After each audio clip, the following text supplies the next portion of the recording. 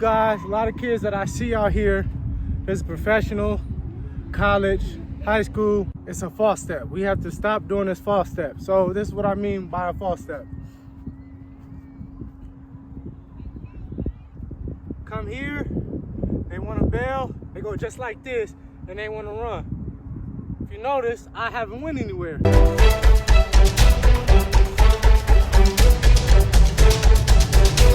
What's going on, you guys? This is Coach Ike, and today we're going to talk about bail, the correct way to bail, and how to play when a receiver wants to get to your blind side on bail and how we play that.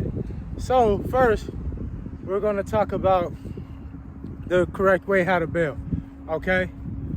A lot of you guys, a lot of kids that I see out here is professional, college, high school. It's a false step. We have to stop doing this false step. So this is what I mean by a false step. Come here, they want to bail, they go just like this, and they want to run. If you notice, I haven't went anywhere, okay? That was just wasted movement. But the whole time, the receiver is gaining ground.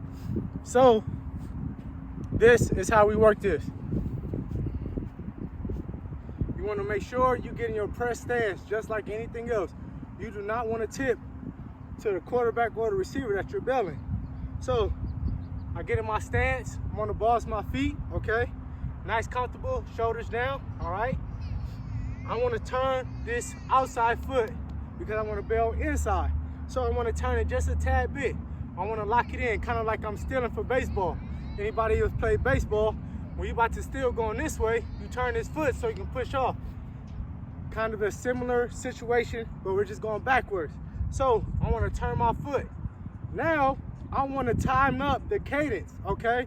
I don't want the receiver to have a jump on me. Time up my bail according to the cadence. So I want to make sure I time it up right before the ball is hiked, and I want to fall back and push. If you notice, my first step was back and not stepping nowhere and being still here, okay? So let me do that again. First step, I'm pushing back. So that's one thing, one way how we get rid of the false step, and we buy ourselves some time. Second, we want to make sure that we also giving ourselves some space when we bail. Let's say a receiver is here. If I'm here just on the nose and I need a bail, I'm really not giving myself too much space. You want to make sure you still give yourself some space so when you bail, the receiver's still not on your toes. Now, how to play if the receiver wants to get in your blind spot. So I see most guys, depending on which coverage they're in, all right? If I'm in man, they go here and the receiver wants to go to the blind spot, they start turning around and the receiver has control over what they do. So I will show you some clips of how to play this. If a receiver wants to go to your blind spot, just think about where the receiver would go.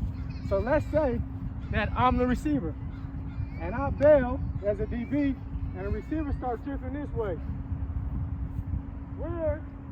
Where is his route going? Okay, his route is going to the sideline, and if he's going vertical, I can squeeze him. So now I don't necessarily need to turn around to do all this. All I have to do once I'm bailed, I'm on top.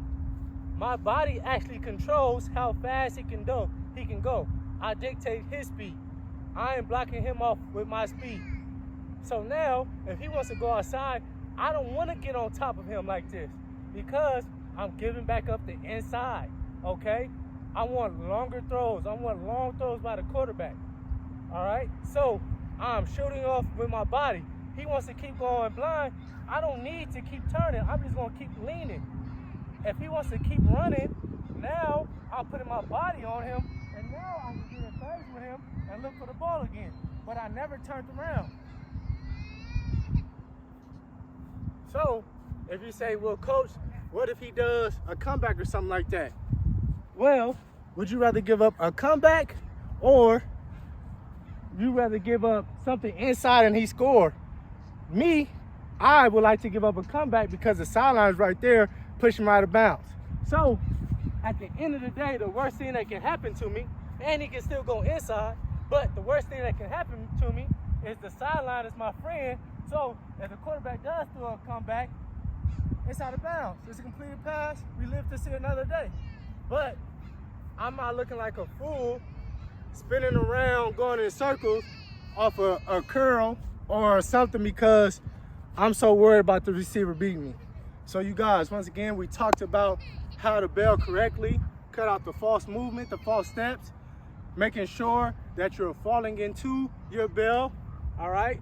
We also talk about blind step, how you can use your body to shield the receiver from his speed, and also you want to keep your leverage, and even if so, if the receiver wants to get in your blind spot, you can start moving and you do not need to get miscombobulated and get out of control.